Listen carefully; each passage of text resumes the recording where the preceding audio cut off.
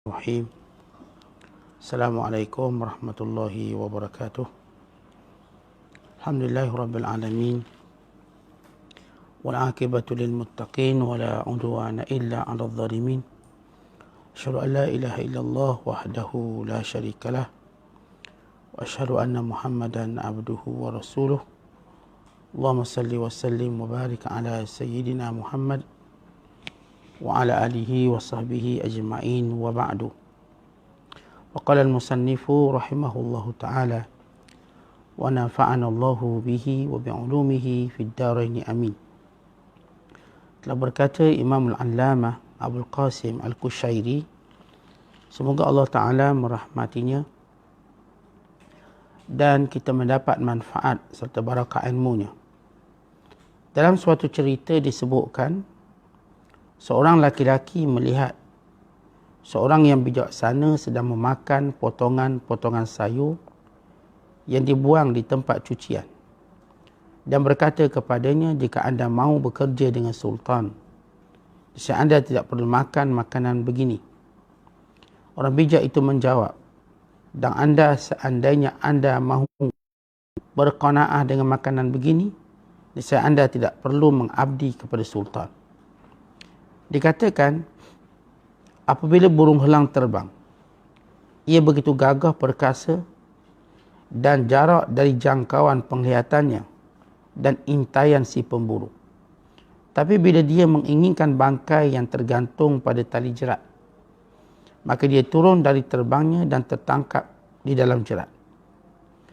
Dikatakan bahawa Musa AS berbicara tentang kerakusan, yakni tamak. Katanya, qala law syi'ta lattakhadhta alaihi ajra. Jika engkau mahu, engkau dapat meminta imbalan atas pekerjaan ini. Nabi Khidir lalu berkata kepadanya, qala hadza firaqu baini wa bainik. Ini saat perpisahan antara engkau dan aku. Dikatakan bahawa ketika Musa AS mengucapkan kata-kata itu, seekor rusa berhenti di hadapan keduanya. Mereka berdua lapar. Sisi tubuh rusa yang menghadap ke Musa AS, dagingnya masih mentah. Namun sisi yang menghadap Nabi Khidir, dagingnya sudah cukup masak. Mengenai firman Allah Ta'ala, innal abrara lafi na'im. Sesungguhnya orang-orang yang banyak berbakti benar-benar berada dalam syurga yang penuh kenikmatan. Dikatakan bahawa kata na'im, jadi syurga yang penuh kenikmatan, di sini maksudnya adalah qanaah di dunia. Dalam ayat berikutnya, wa innal fujjara lafi jahim. Dan sesungguhnya orang-orang yang durhaka benar-benar berada dalam neraka. Kata jahim bererti ketamakan di dunia. Mengenai firman Allah Ta'ala, wa ma adraka mal aqabah fakku raqabah. Tahukah kamu apakah jalan yang mendaki lagi sukar itu? Itu melepaskan budak dari perbudakan. Suratul Balad, surah yang ke-90 ayat 12 hingga 13. Dikatakan bahawa ayat ini bererti membebaskan orang dari kerendahan sifat kikir. Dikatakan bahawa firman Allah Ta'ala, innama yuridullahu liyudhhiba ankumur rissa ahlal bait. Sesungguhnya Allah bermaksud hendak menghilangkan dosa dari kamu, hai ahlul bait. Berarti menghilangkan sifat kikir dan iri. Dan firman selanjutnya, wa yutahhirakum tathira, dan membersihkan kamu sebersih-bersihnya. Berarti melalui sifat murah hati dan tidak lokek dalam memberi. Mengenai firman Allah Ta'ala, qala rabbi ghafirli wa habli mulka la yanbaghi li ahadin min ba'di. Ia berkata, ya Tuhanku, ampunilah aku dan anugerahkanlah kepadaku kerajaan yang tidak dimiliki oleh seorang jua pun sesudahku.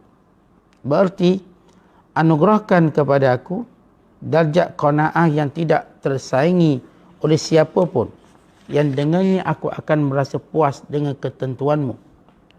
Dan dikatakan maksud firman Allah Ta'ala, la'u'adzibannahu 'adzaban syadida. Aku, yakni Sulaiman AS, pasti akan menghukum burun hud dengan hukuman yang pedih. Ayat ini bererti aku akan menanggalkan darinya sifat qanaah dan memberinya cubaan dengan sifat rakus, yakni aku memohon kepada Allah Ta'ala agar melakukan hal itu terhadapnya. Abu Yazid ditanya, bagaimana engkau dapat sampai ke kedudukan sekarang ini? Dia menjawab, aku mengumpulkan harta benda dunia ini lalu mengikatnya dengan tali qanaah.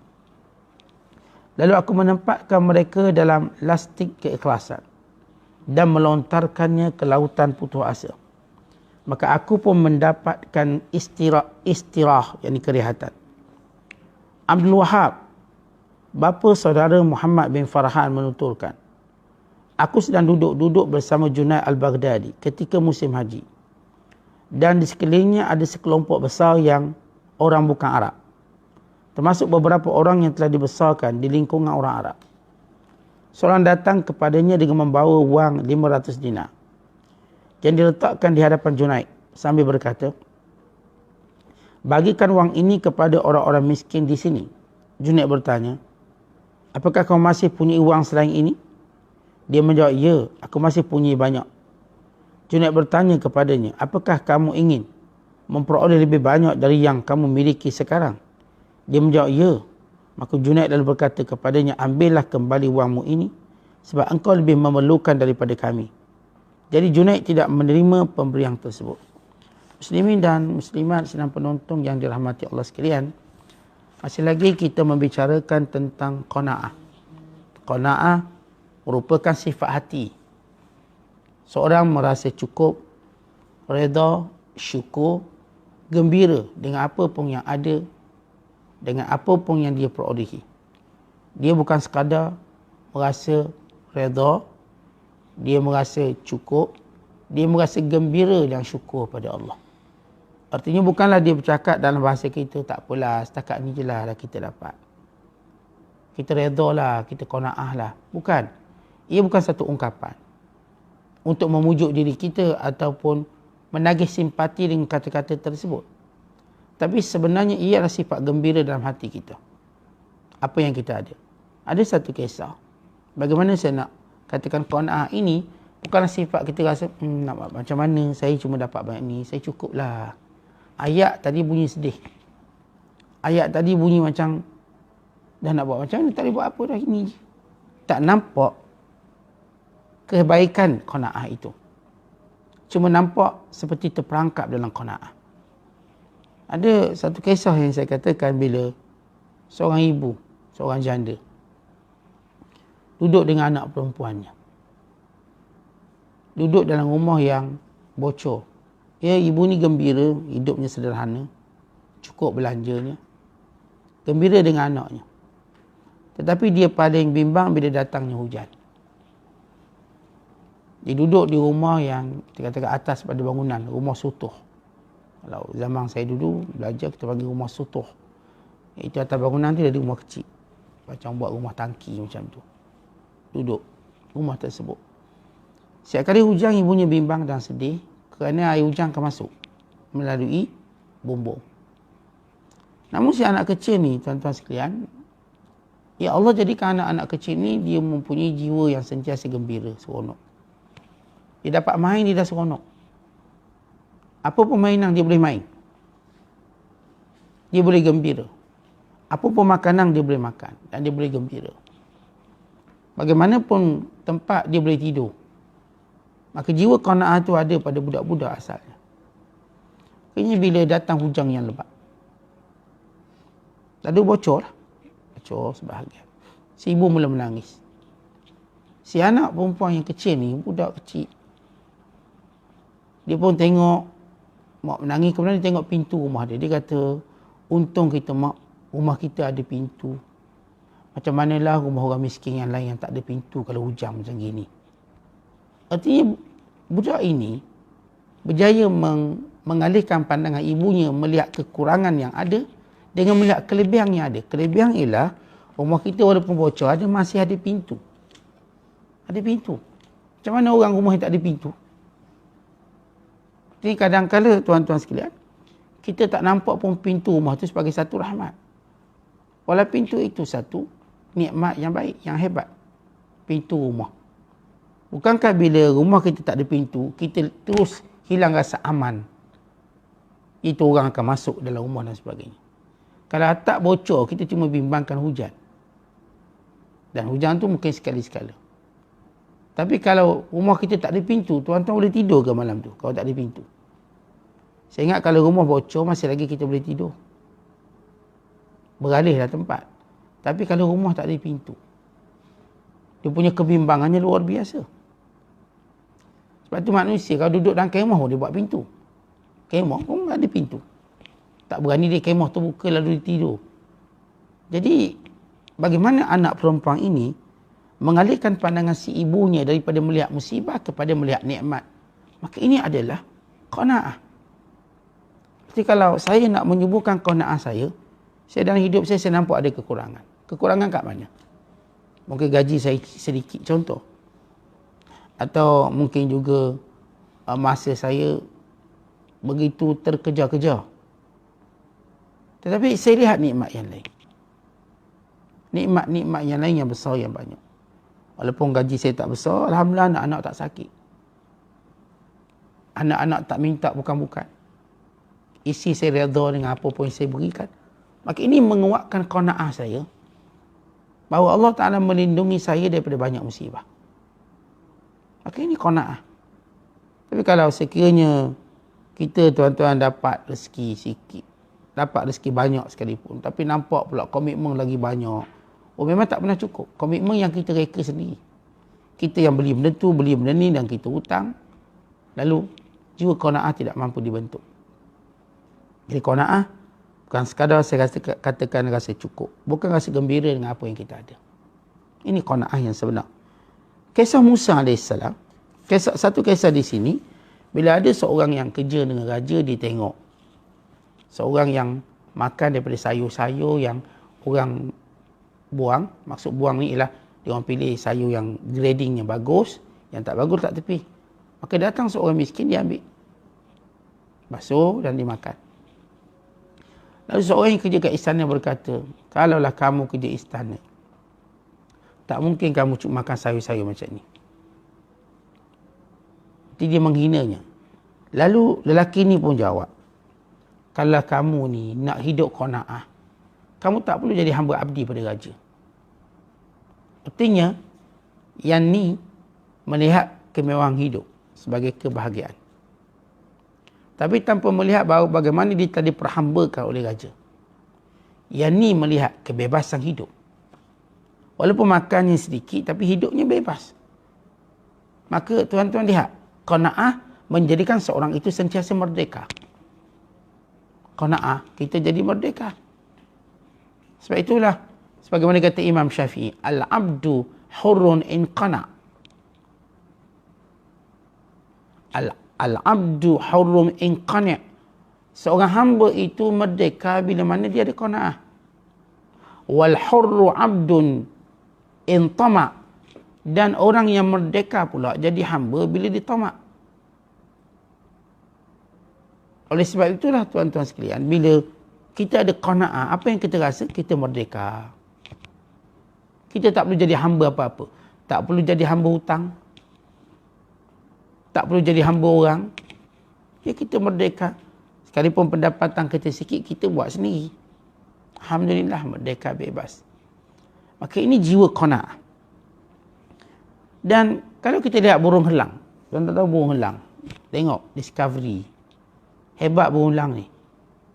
Burung yang mempunyai kelajuan terbang yang luar biasa, ketinggian terbang dan ketajaman penglihatan.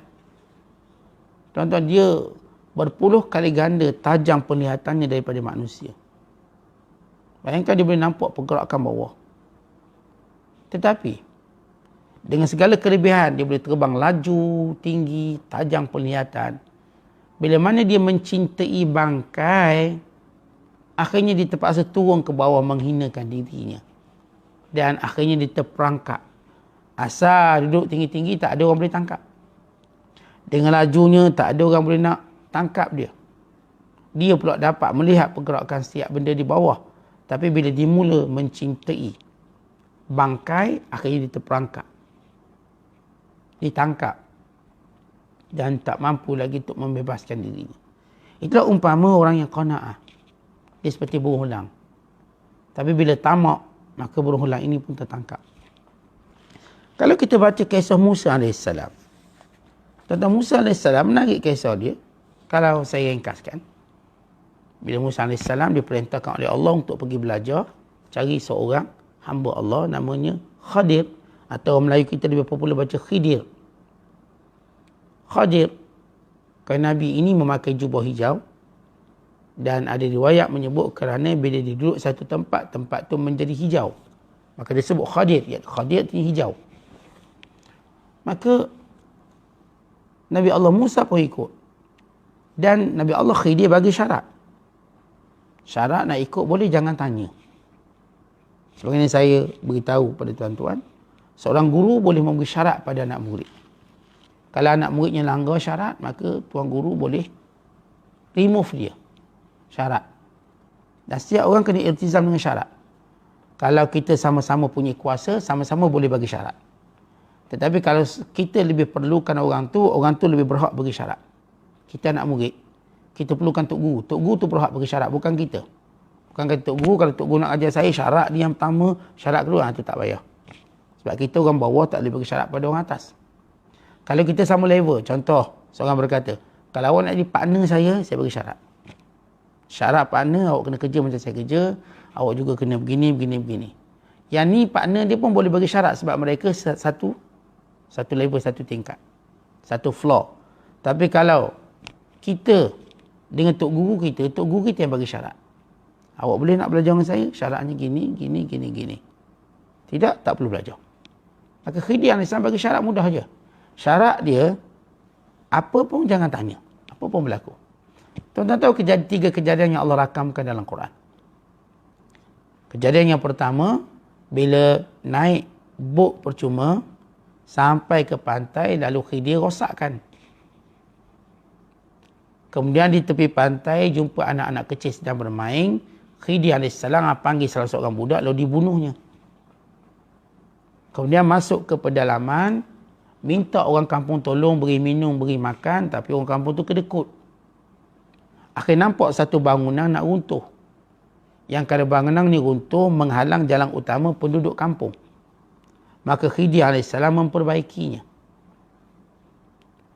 Dalam tiga kejadian, anehnya, Nabi Allah Musa AS dianggap melanggar syarat pada kejadian yang ketiga.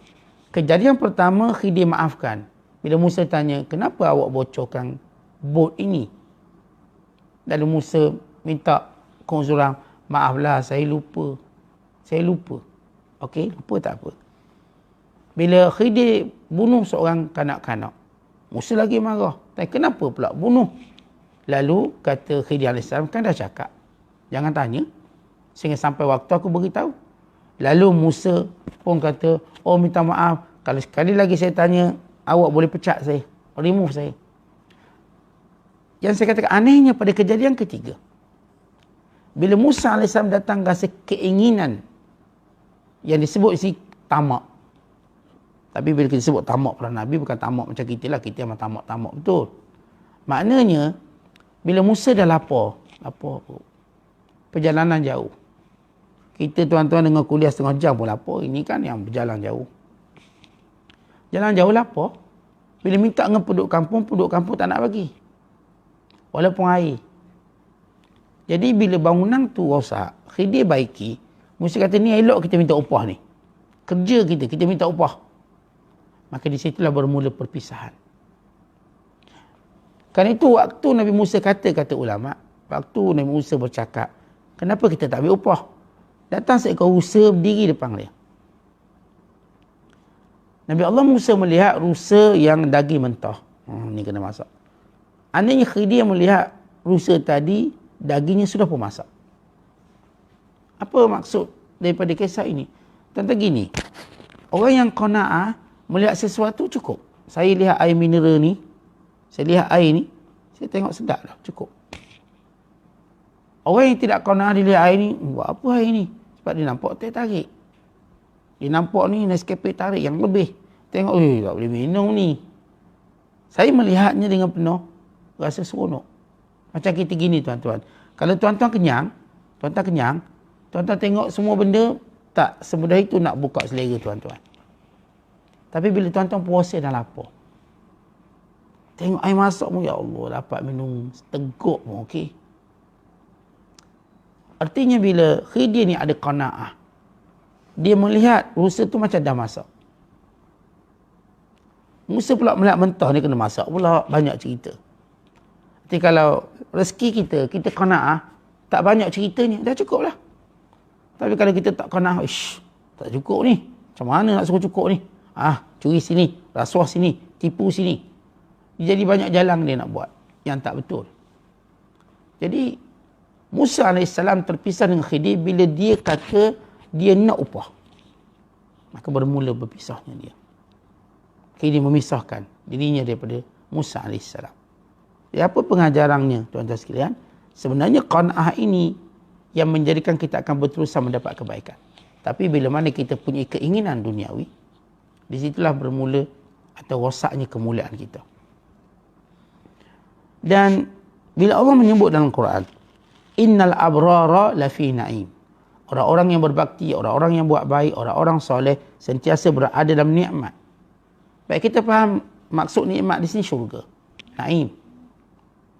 Tetapi dari sudut hakikat dunia, apa dia naim? Orang yang qanaah atas dunia, gembira. Artinya tuan-tuan sekalian, dia gembira. Itu seperti dia dapat syurga. Kerana apa yang kita cari kat dunia? Gembira. Gembira itu kita namakan apa? Syurga. Bila kita kata rumahku, syurgaku, maknanya tempat kita gembira. Ketika kita mendapat pasangan yang tidak baik, kita akan kata rumahku nerakaku. Tak gembira. Kalau suatu benda menggembirakan, kita kata, oh Ustaz, isteri saya datang dari syurga. Kalau tak menggembirakan, Ustaz, isteri saya datang dari neraka, Ustaz. Macam tu kita kata. Macam tu kita cakap. Kalau binatang tu jinak, baik, oh ini binatang syurga ni. Binatang tu cakar tangan kita, kita kata ini cat from hell. Kucing dari neraka. Macam tu. Maksudnya tuan-tuan sekalian, gembira tadi ialah nilai syurga kita nak cari kat dunia. Maka jiwa sifat gembira itulah qanaah. Seorang merasa cukup gembira. Dapat roti canai sekeping, Allah seronok, dah cukup. Dia dah dapat syurga. Ni roti canai lagi ada, roti bakar lagi ada, nasi lemak, nasi dagang. Tak cukup lagi ni. Yang ada satu kurang ni, mana budu pula tak ada. Cari je yang kurang untuk rasa tak cukup. Maka dia tak akan gembira. Artinya dia pergi kedai makan. Ada 400 jenis lauk. Penuh lauk ni. Penuh lauk, 400 lauk. Tapi dia masih sedih. Kenapa? Dia kata sayur, celor, pucuk paku tak ada. Itu saya tak suka ni kedai ni. Yang tu yang dia tengok yang tak ada. Tuan-tuan, kita pergi kedai makan. Waiter pun datang, order dengan kita. Minum air apa? Air apa ada? Air apa kita ada? Dia tunjuk buku menu tu, dah ada 70 air. Air segala jenis buah ada. Air buah jambu, buah ciku, mata kucing ada. Ada buah tembikai ada. Nenas ada. Air duriang ada. Air buah semeta ada. Ada belaka. Kita cari mana air yang tak ada. Kita pun minta, ada tak air zam-zam? Minta air zam-zam. 70 jenis air, dia cari air yang tak ada, akhirnya kita akan rasa tak bahagia. Cuba kita bahagia. Kadang-kadang tak payah order apa, dia letak je air. Alhamdulillah. Macam kita pergi rumah orang tuan-tuan, dia pun angkat TO. Kita pun okey. Tak ada masalah apa-apa. Dia angkat kopi, kita pun okey. Tak payah order-order. Ni kita minum. Qanaah menjadikan kita gembira. Sehingga kita tidak perlu memilih-milih. Dan bila mana Allah menyebut, wa ma adraka mal aqabah, apakah kamu tahu jalan yang sukar? Jadi bila kita nak jadi orang baik, kita akan tempuh jalan yang sukar. Banyak tuan-tuan, bukan senang. Nak jadi orang jahat senang je. Nak jadi orang baik ni bukan semudah kita sangka. Ada perkara-perkara yang perlu kita mujahadah, ada perkara kita perlu istiqamah, ada perkara-perkara kita perlu kuatkan keikhlasan, ada perkara-perkara kita perlu tegas. Ya, agama mewujudkan satu mood yang berbeza. Berbanding hal maksiat, dia satu mood je. Jahat je. Maka bila Allah menyebut, apakah kamu tahu jalan sukar itu? Iaitu fakku raqabah, merdekakan hamba. Setengah ulama menafsirkan maksud merdekakan hamba itu ialah buang sifat yang menjadikan kita jadi hamba kat dunia ni. Apa dia? Tamak. Tuan-tuan, bila mana kita tamak, selagi itu kita jadi hamba dunia. Dan ini yang disebut oleh Nabi SAW. Ta'isa abdu dinar, ta'isa abdu dirham, ta'isa abdul khamisah, in u'tiya radiya wa illam yu'ta sakhita. Celakalah hamba dinar, celakalah hamba dirham, celakalah hamba pakaian. Kalau dia beri, dia seronok. Tak dia beri, dia marah. Tak dapat je marah. Pergi ngai dapat ikan, oh seronok, pandai aku ngai. Tak dapat ikan, dimakinya lauk. Apa lauk ni tak ada ikan? Dimarahnya ikan. Dimarahnya semua orang. Dia marah ketua kebok ni, tak pandai cari lubuk lah ni. Oh, dia marah. Padahal yang tu bukan tahu lubuk tak lubuk pun. Artinya orang macam ni tidak ada sifat qanaah. Jadi orang yang bila mana kita, tuan-tuan, dan lagi kita ada tamak, kita akan jadi hamba pada dunia. Sebab itu bila disebut bebaskan hamba, bebaskan sifat tamak dalam diri kita. Suburkan sifat qanaah. Kena anak-anak kita, tuan-tuan, setiap kali kita beri sesuatu, terima kasih mak, terima kasih abah. Anak kita bagus, ada qanaah. Ni bagi ni, kenapa bagi ni, nak yang ni, nak yang ni. Artinya sifat tak cukup sentiasa ada. Dan bila Allah menyebut tentang Ahlul Bait maknanya keluarga Nabi SAW. Di kalangan anak-anak Rasulullah SAW, di kalangan cucu-cucu Rasulullah SAW, di kalangan isteri-isteri Nabi SAW. Maka bila Allah menyebut, kami nak muliakan Ahlul Bait. Innama yuridullah liyudhhiba ankumur ris Ahlul Bait. Kami nak buang benda-benda yang bersifat ris, yakni benda-benda yang kotor dalam diri kamu. Apa dia benda kotor tu, tuan-tuan, dalam diri? Kedekut. Tidak layak para Nabi atau keluarga Nabi bersifat kedekut. Bukan sebenarnya, tuan-tuan, tidak layak orang yang percaya pada janji Allah bersifat kedekut. Kerana kedekut ini orang yang cinta dunia dan tak percaya janji Allah. Orang yang pemurah ni, dia percaya janji Allah. Dan dia tahu dia ada akhirat. Dan bila Allah menyebut wa yutahhirukum tathira, wa yutahhirukum tathira, dan Allah nak bersihkan kamu. Yang ni bersih dengan beri sifat pemurah. Maknanya, tuan-tuan, orang yang berjaya buang sifat kedekut dan dia ada sifat pemurah, orang ni dia ada sifat qanaah. Ya, kalau dia tak qanaah, masihkan dia boleh beri pada orang. Kalau kita tak qanaah cukup dengan apa yang ada, kita tak boleh beri pada orang, tuan-tuan. Kerana kita ada qanaah lah, kita rasa boleh. Nasi makan sedulang. Sedulang kata AJK 4 orang. Dia tengok 4 orang, cukup 4 orang. Datang seorang lambat. Kata bila seorang datang lambat, kau jenis makan dua pakat buat tak kenal lah. Kata, oh tunduk lah, jangan duduk kat aku, nanti tak cukup.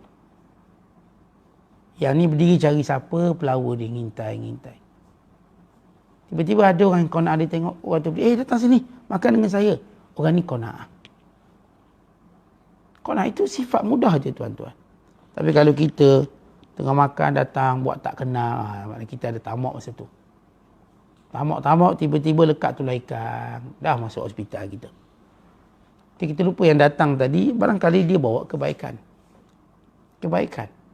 Jadi, tuan-tuan, kesianilah orang yang datang kemudian makan ni, biarlah kita ada sifat qanaah, lalu kita berkongsi. Dan bila Nabi Allah Sulaiman berdoa, ya Allah, kurniakan kepadaku kerajaan yang tak ada orang boleh menandinginya. Setengah ulama memaksudkan kerajaan, yakni sifat qanaah Nabi Allah Sulaiman, walau ada kerajaan yang besar, ada segala-galanya, tapi Nabi Allah Sulaiman tidak pernah berbangga walau sekali pun. Dan bukan suatu benda yang senang. Kalau kita memiliki sesuatu lalu kita tidak mahu sombong, agak sukar. Agak sukar untuk kita yang memiliki segala-galanya, tiba-tiba kita tidak mahu sombong. Kerana mereka melihat dengan ada segala-galanya peluang untuk sombong. Itu sifat kita manusia. Bila kita lihat Abu Yazid Bistami, orang tanya dia, bagaimana kamu dapat kedudukan ini? Dia muliakan. Anak murid pakat berebut nak belajar. Walau ada guru yang lain nak belajar dengan Abu Yazid juga. Dan Abu Yazid Al-Bistami akhlaknya hebat, ilmunya tinggi. Lalu kata dia, sebab Allah beri aku kedudukan ini, Apa pun harta yang aku dapat, aku ikat dengan sifat qanaah. Tak kira sikit ke banyak, cukup bagiku, qanaah. Dan kemudian aku letakkan hartaku ini dalam keikhlasan. Dan aku letakkannya dalam lautan putus asa, maknanya dengan ada harta ni aku tidak mau bergantung dengan sesiapa. Kerana orang yang berputus asa dengan makhluk, maka dia akan dekat dengan Allah. Tapi orang yang tak putus asa makhluk, nak minta orang tu, minta orang ni, dia belum bergantung sepenuhnya kepada Allah Ta'ala. Dan kisah Junaid Al-Baghdadi.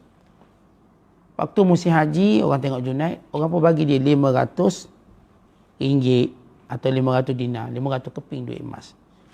Bila bagi pada Junaid Al-Baghdadi ni, tuan guru ambil lah duit ni. Tuan guru bagilah siapa-siapa. Lalu kata Junaid, kamu ada duit lagi? Ada, banyak lagi. Kamu nak tak duit? Kamu masih lagi nak cari duit? Nak cari lagi, biar banyak lagi. Kalau begitu, kamu lebih fakir pada kami. Sebab kami dah rasa cukup dengan apa yang ada. Kamu nak lagi? Ambil balik duit kamu. Maknanya, bila seorang nak lagi duit, dia kaya, dia ada sifat tidak qanaah. Sebab itu dia gagal. Kerana itu kalau kita lihat tuan-tuan, kita kalau mengairkan. Mengairkan. Ini bahasa orang mengairkan. Dia pun dapat ikan kecil. Tak apa, lepas ni kita cari ikan besar. Dia nak keinginan. Kemudian kau dapat ikan ni, 2-3 ekor. Kita akan cari banyak lagi. Mula sifat-sifat itu ada. Ya, sifat kau setakat bercakap je tak apa. Dia beri kesan. Tiba-tiba tak dapat, rasa malu. Rasa perasaan-perasaan hina. Walhal, tuan-tuan tak perlu malu kalau rezeki tidak sampai banyak pada kita. Malulah kita bila kita buat maksiat pada Allah dengan rezeki yang Allah beri percuma itu.